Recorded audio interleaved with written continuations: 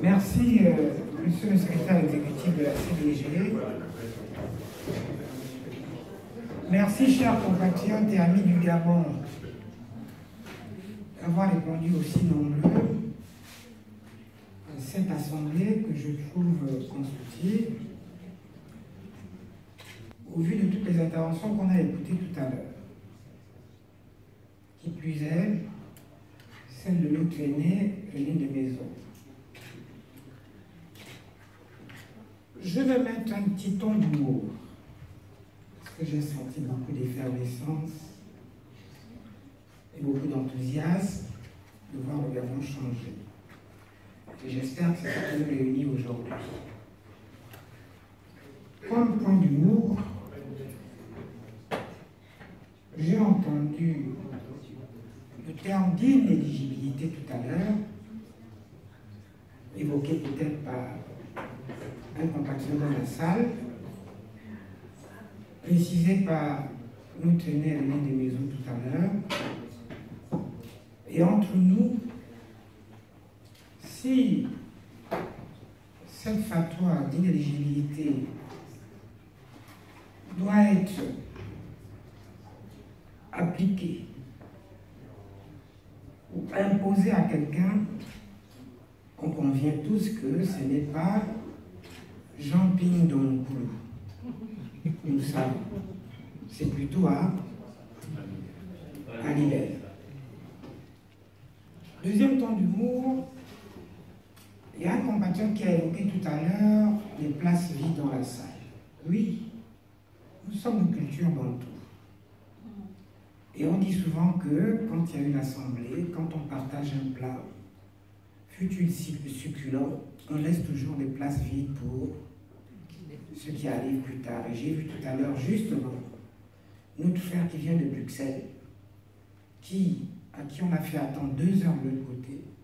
S'il n'y avait pas une petite place vide, il serait debout. Ça serait encore plus désagréable.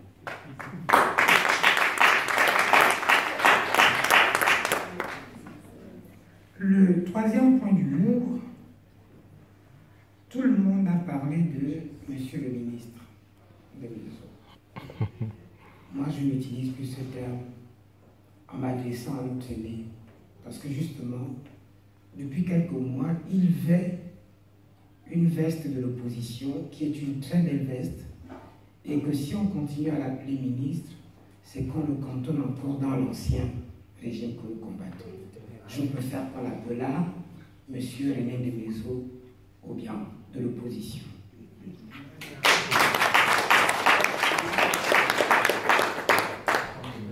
Et puis j'arrive au 4e point d'humour, ton d'humour, qui n'est pas un ton d'humour en tant que tel, qui est plutôt, qui sera l'essentiel de notre propos.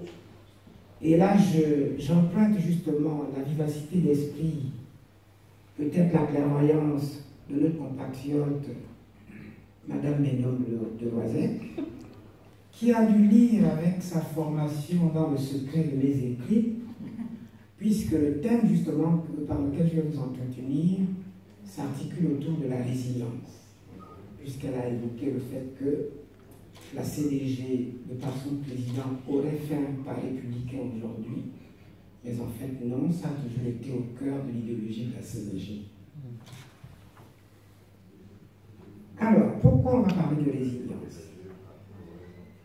Donc, je vais remercier tous ceux qui ont fait le déplacement pour venir nous rejoindre aujourd'hui, pour nous entretenir. Et on a écouté plusieurs interventions. J'aimerais saluer la singularité de celle des femmes, notre sœur Madame Ba. Une intervention qui a été pertinente, parce qu'elle était transversale. On l'a vu avec le témoignage de notre sœur africaine comorienne. C'est un message qui l'a interpellé d'emblée. Donc encore une fois, je vous remercie, madame.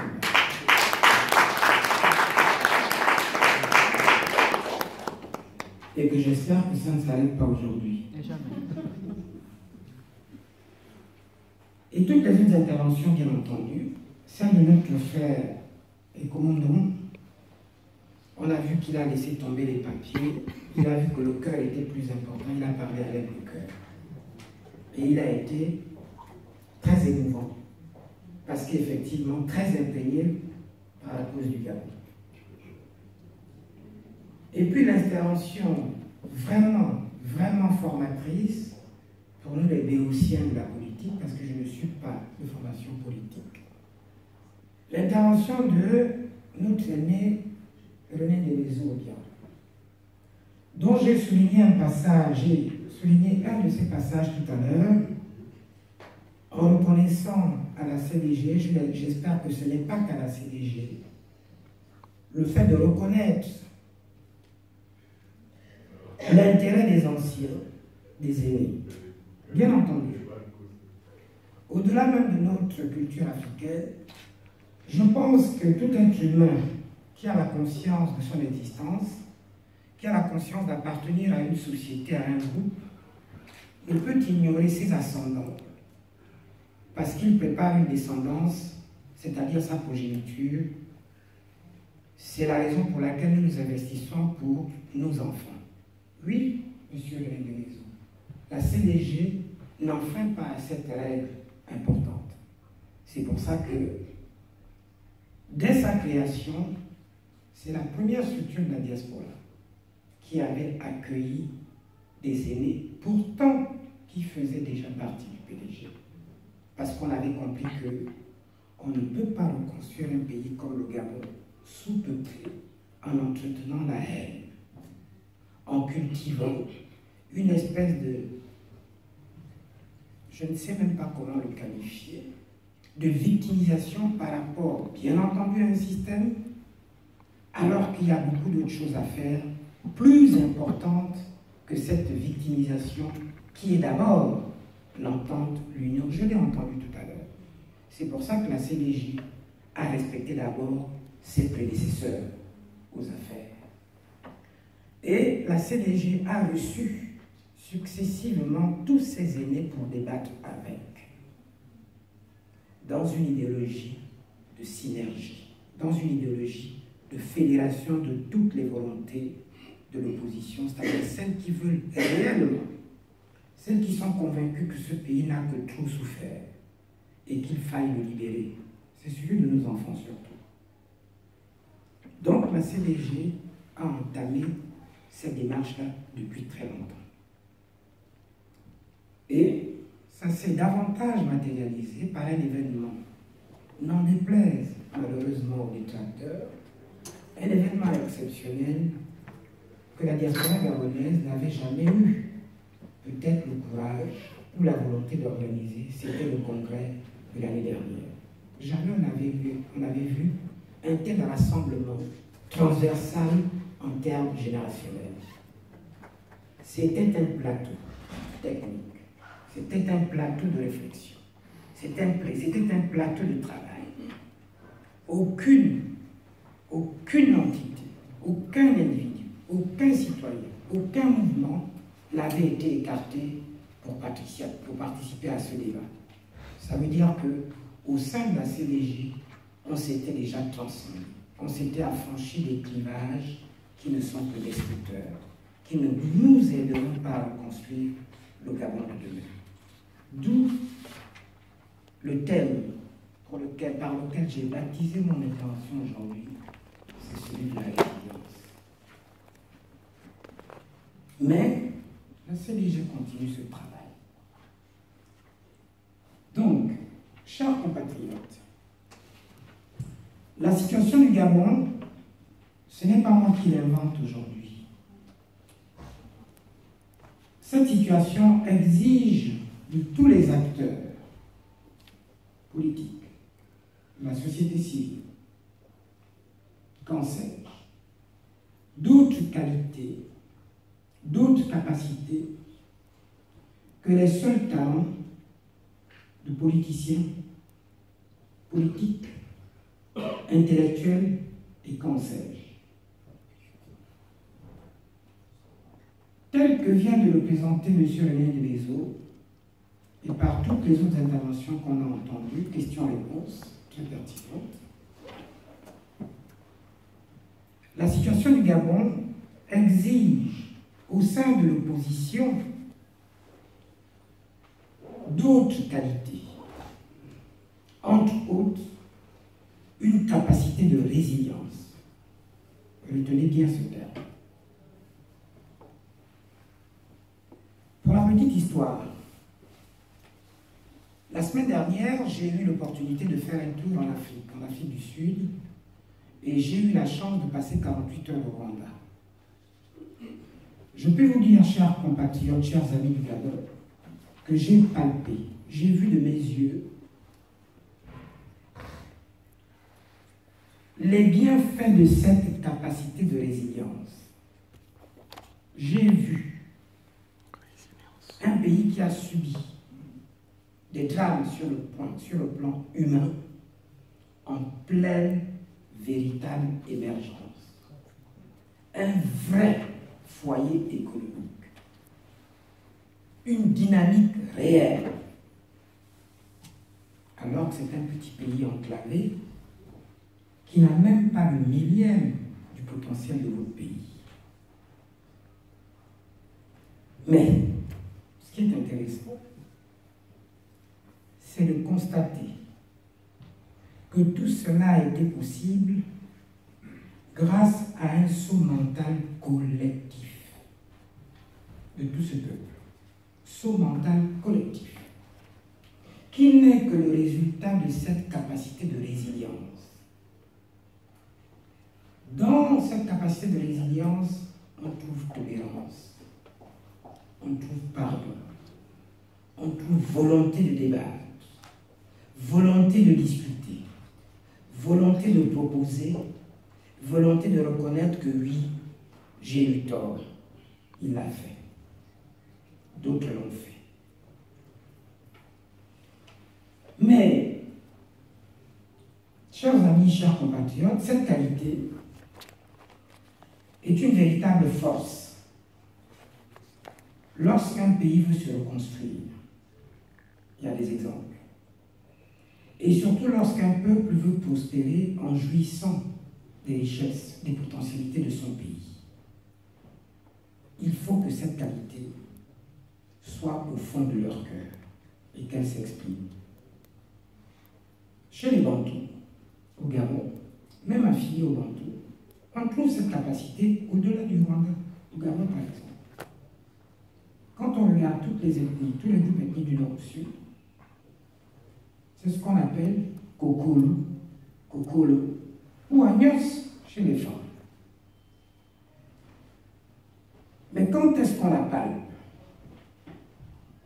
On la palpe, lorsque dans une grande famille, comme celle de l'opposition aujourd'hui, grande famille, c'est qu'il y a beaucoup d'enfants, ils se battent toujours, ils s'insultent.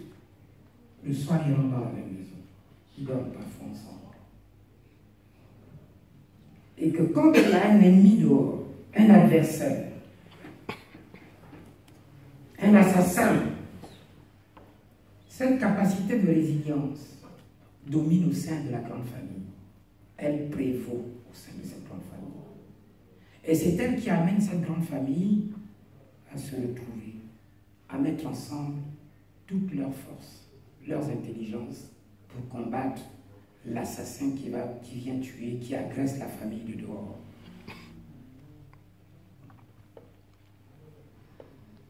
Elle se manifeste comme ça parce que justement, cette grande famille a besoin de maintenir, de contenir son équilibre. Il la faut.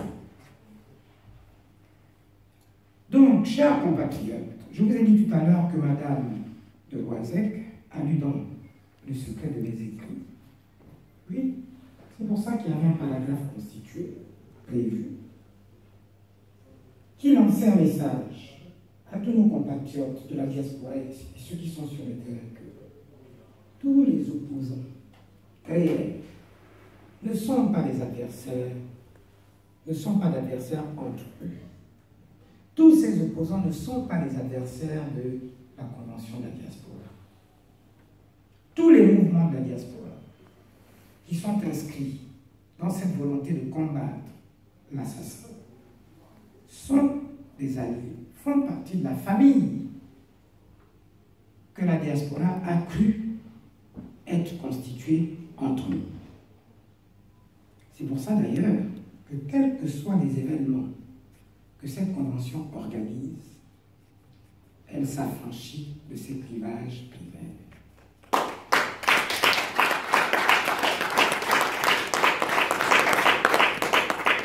C'est pour ça que nous avons toujours adressé nos invitations à tout le monde. On hésite même parfois à inviter des pédégistes. Mais comme on sait que dans ces pédégistes, il y en a qui changent de camp, on envoie des invitations.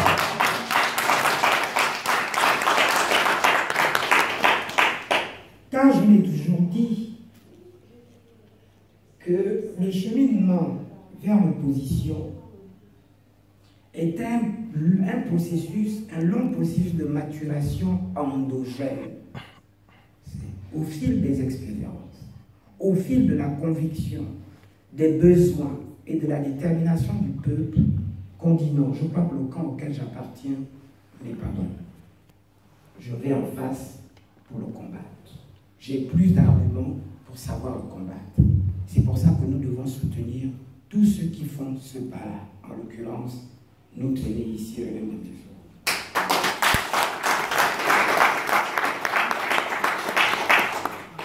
Donc notre cible à nous tous ne se situe pas entre nous, non. Elle n'est pas au sein de l'opposition, que ce soit à la diaspora ou sur le terrain, non. On a un seul adversaire. Et si nous avons un seul adversaire, ça veut dire que nous faisons tous de la grande famille que j'ai évoquée tout à l'heure. Par conséquent, la résilience doit prévaloir dans chacun de nos actes. Nous devons être capables de nous affranchir. Nous devons être capables de faire ce saut mental, pas qu'à l'échelle individuelle, mais à l'échelle collective. Par conséquent, chers compatriotes, cette capacité de résilience doit guider tous nos ardeurs pour être capables de nous asseoir autour d'une table et avoir l'intelligence de résumer toutes les stratégies que nous avons entendues, que nous continuons d'entendre. On a entendu tout à l'heure, d'un ton effectivement professoral, notre aîné nous expliquait tous les rouages pour perdre ou pour gagner une élection, même si on est en face d'un tricheur. Donc il faut que nous soyons capables de nous asseoir autour d'une table, en toute intelligence, pour résumer toutes ces stratégies en 3 hypothèses. La première, on peut regrouper par exemple ceux qui exigent la réforme des institutions avant toute chose électorale, quoi que l'on veuille. C'est tout à fait légitime. Parce que dans une société, dans un groupe, vous ne pouvez pas spontanément avoir la même approche. Deuxième cas de figure, ceux qui ne jugent et ne jurent que par l'insurrection. Mais c'est aussi légitime, d'autant plus même que c'est conforme à certains aléas des droits de l'homme, qui dit que lorsqu'un peuple est opprimé par ses dirigeants, le seul recours que cette légitimité qu'est le peuple a, c'est de s'insurger contre les dirigeants. Donc c'est aussi légitime qu'il y en ait parmi nous qui revendiquent cette approche insurrectionnelle. Troisième point, ceux qui veulent aller aux élections en 2016, là vous ne pouvez pas empêcher qu'il y en ait qui croient que oui, en tout cas dans mon village, quand je verrai ces tricheurs-là, je vais sortir mon gourdin pour cogner dessus s'ils cherchent à tricher. Forcément, il y en aura. Donc, si on peut résumer tout ce que nous disons à ces 3 hypothèses, chers compatriotes, chers amis du Gabon, et qu'on réfléchit sur ces 3 hypothèses, vous verrez qu'en fait, il n'y a pas d'incompatibilité entre elles. Bien au contraire, il y a une complémentarité. À la seule condition d'être intelligent, au sens humble du terme. Intelligent pour arriver à les articuler de façon cohérente dans l'espace et dans le temps. C'est pour ça que dans le mot résilience, que je n'insiste de ressasser, il y a tolérance. Et on dit bien que la tolérance est un caractère d'intelligence. Donc si vous êtes capable, si on est capable de tolérer toutes les aspérités que nous avons entre nous au sein de l'opposition, c'est que nous voulons vraiment du bien de ce pays.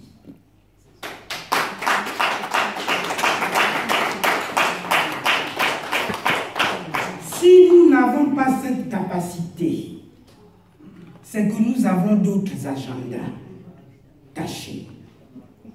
Et c'est ce qui entretient peut-être ces écueils que nous constatons entre nous, alors qu'il y a une véritable dynamique qui est lancée, qui n'est pas quelque chose d'imposé, mais qui est le rendu du peuple.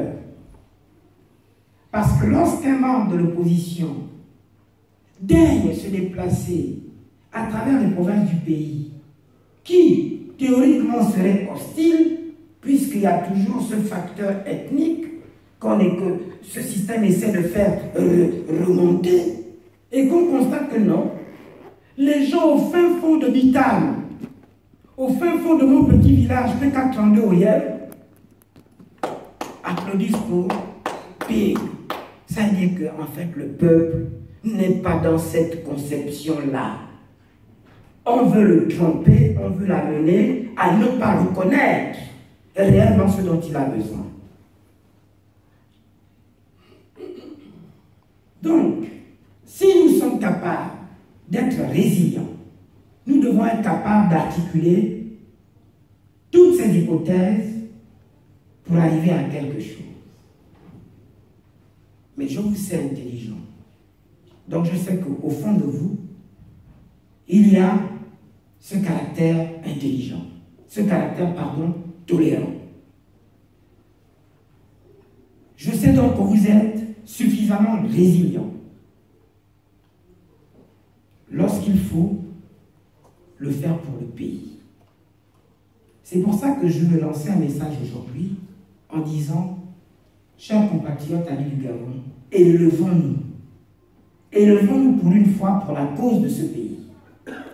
On a raté un tournant en 2009. On disait, oh non, il ne va pas durer un jour. Non, non, non, là, vraiment, il ne mettra pas une semaine. Non, même pas un mois. Il ne fera pas un an. Ça fait 6 ans. Mais de cette expérience, nous devons chacun d'entre nous réfléchir sur une stratégie, sur la question qu'a évoquée tout à l'heure M. René Desmaisons. Mais pour y arriver, vraiment, élevons-nous. Élevons-nous pour accomplir cette mission qui est le changement du Gabon. Élevons-nous pour considérer ces 3 hypothèses dans un contexte à 2 variantes. Un contexte à 2 variantes. Lesquelles? Si nous réussissons à assainir les institutions avant 2016, cette étape ne sera pertinente que si nous imposons la disqualification de la candidature d'Ali Bongo. Si on revoit les textes et qu'il est quand même éligible, il peut candidater, il passera encore en force. Donc, pour cette stratégie, cette option, si nous la mettons en priorité, il faut y intégrer le fait qu'il ne soit pas candidat, compte tenu de ces doubles forfaitures. Le deuxième contexte, ou plutôt la deuxième variante. Donc on va appeler cette première-là le plan A. on a réussi à assainir les institutions d'ici à 2016. Ça veut dire qu'actuellement, on doit avoir déjà des gens qui planchent là-dessus, des experts. Plan A. Plan B, ou deuxième variante. Si nous allons aux élections sans assainir ces préalables, c'est-à-dire dans le contexte actuel, c'est le plan B. Mais dans ces deux options, si Ali impose sa candidature illégale, premier cas, et usurpe à nouveau le choix des Gabonais, premier et deuxième cas, la question a été posée tout à l'heure, que faisons-nous en connaissance de l'expérience de 2009? Que faisons-nous à l'échelle individuelle, à l'échelle d'un citoyen et à l'échelle collective?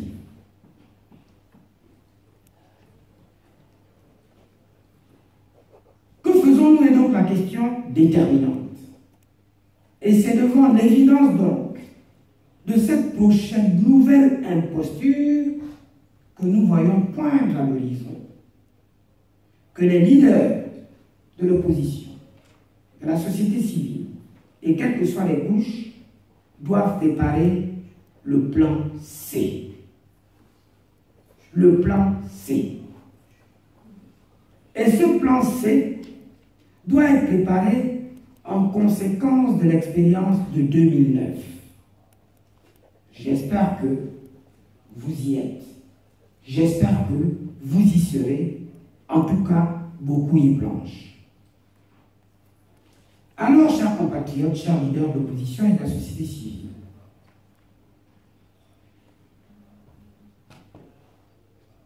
c'est entre autres pour ce plan C, très déterminant, que nous devions déployer nos énergies et implorer notre génie bienfaisant, je dis bien génie bienfaisant, qui permettra au peuple, pour une fois, de se retrouver et se lever unanimement derrière celui, autrement dit le leader, qui donnera le mot d'ordre pour ne plus reculer devant cette usurpation de trop et imposer son choix, c'est-à-dire celui du peuple. Son choix, celui du peuple, c'est-à-dire son droit à décider de son destin en ne reculant plus devant l'imposture d'Ali Bongo PDG. Chers leaders de l'opposition, chers compatriotes de la diaspora, encore une fois, je veux dire, élevons-nous. Dès lors qu'une route tourne bien, il ne sert à rien de la réinventer. En revanche, il faut pencher à la perfectionner. La parfaire revient donc à une cohésion des forces autour d'une dynamique bien impulsée sur le terrain, car le temps joue contre nos divergences et nos querelles intestines. Ces querelles et divergences qui sont sans fondement, car le peuple nous observe, le peuple s'y perd, il ne comprend plus rien. Quelqu'un se déplace, il lui fait confiance, puisqu'il suffit de voir les effervescences que l'on voit dans chacun de ces déplacements. Le peuple suit. Donc la roue tourne. Pourquoi chercher à la réinventer? Elle tourne, faisons-la tourner davantage, donnons-lui des compétences, de la résistance pour qu'elle tourne jusqu'à la victoire finale. Si notre véritable objectif est d'en finir avec un nom, un clan, un système, celui d'Ali Bongo PDG État, alors dans la grande famille que nous constituons au sein de l'opposition, le plus important, c'est surtout de savoir nous battre contre l'ennemi de la famille et non de nous battre entre nous.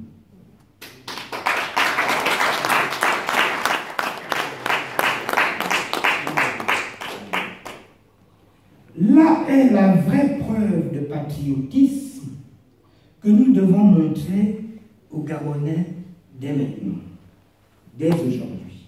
Ne perdons plus de temps. On a évoqué tout à l'heure le fait que Ali Bongo, le problème du Gabon ne soit pas celui d'une personne. C'est vrai, c'est celui d'un système. Mais vous allez voir que dans tout système constitué, dans toute mécanique constituée, prenons un exemple simple. Pour les matheux qui sont dans la salle, vous connaissez, vous avez entendu parler de la théorie des nœuds, qui aujourd'hui est au cœur de grandes recherches. C'est-à-dire quand vous trouvez les nœuds entremêlés, on ne sait pas trop. Quelle que soit la complexité de ces nœuds, il y a toujours eu un premier nœud. Et il y a toujours eu un dernier nœud. Dès lors qu'on trouve donc l'un de ces nœuds, tout le reste se démêle. Et c'est de ça dont il s'agit aujourd'hui. Donc tout le système s'écoulera. Moi je vous dis, sur le plan rien que psychologique, si au Gabon aujourd'hui, ce n'est plus le nom Bongo, je n'ai rien contre tous les Bongos, mais le Bongo là, je vous jure que ça va doper la population. Si le simple nom change, ce sont des réalités. En nous, il y a une psychologie. La psyché, elle est là, elle est réelle. Dès lors que ce petit nom-là, ce nom-là changera, au fin fond, ils vont demander, c'est qui? Oh, ça a changé. Rien que ça. Donc, il faut être vraiment clairvoyant. Il faut avoir un minimum de stratégie quand on fait les choses. C'est comme quand vous résolvez une grande équation. On a tous été à l'école. Quand elle est longue, machin, qu'est-ce que les profs nous disaient souvent? Simplifier. N'est-ce pas? Simplifier d'abord.